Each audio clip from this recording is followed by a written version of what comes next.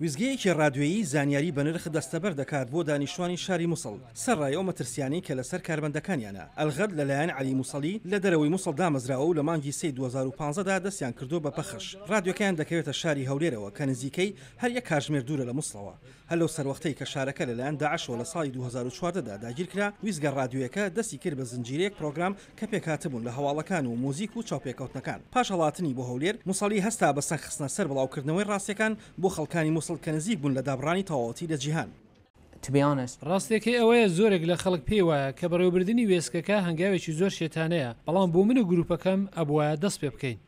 بۆ سەلامەتی لە بەردەم ڕوبەڕووبوونەوەی هەوڵە تونند و تیژەکانی داعشدا رادیۆکە سێ جار شوێنی خۆیان گۆڕیوە ژووری پەخشەکە بە ئەندازەیەک ئامادە کراوە کە دەنگ نێتە دەرەوە و زۆربەی کاتەکان پەردەی پیادەدراوە هەتا خاوەن ماڵەکەش ئاگای لە کارکردنی رادیۆکە نییە.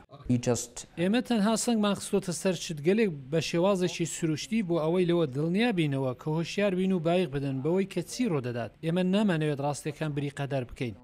بەڵام پەخشی رادیۆکە لەلایەن داعشەوە ڕاژیرا لە ڕێی گروپێکەوە کە هەوڵی ئەویاندا کە بەربەست بخەنە بەردەم شەپۆلەکانی پەخشەکە هەروها مووسڵی وتی پاش بەخشکردنی بەرنامەکانیان بە ماوەیەکی کورت چەندین جار لەلایەن ئەو گروپەوە هەڕەشەی مەرجان لێکراوە بۆ بەڕەنگاربوونەوەی ئاستەنگەکان رادیۆکە هەڵدەسێ بە گۆڕینی پەخشەکانی لێ کادا لەسەر چەند شەپۆلێکی جیاواز هاوکات داعش بە چەندین شێوە لە هەوڵی ئاستەنگ دروستکردندا بووە بۆ پەخشەکانیان بەپێی وتەکانی مووسڵی یەکێک لە جۆگرەکانیان کە تەلەفۆنی دەکرد بۆ رادیۆکە دەستگیر دەکرێت و بە بەرچاوی خەڵکەوە داعش سەری دەپەڕێنێت.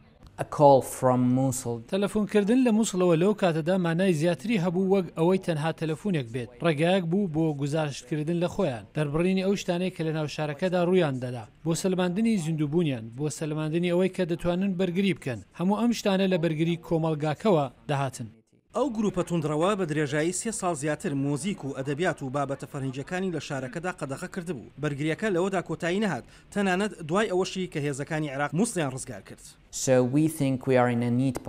هەروەها ئێمە وا بیر دەکەینەوە لەم قۆناغە چاکەدا دەتوانین یارمەتی دەربین لە دوای ئازادکردن و یارمەتی پرۆسەی سەقامگیری بدەین لەبەرەوەی ئێمە وا بیر دەکەینەوە کە ئەزمونێکی باشمان هەیە لەبارەی کولتور و کۆمەڵگەکەوە و هەندێک جار ئەمە شتێکە کە ئێمە بەباشی دەستمان ڕادەگات بە کۆمەڵگا.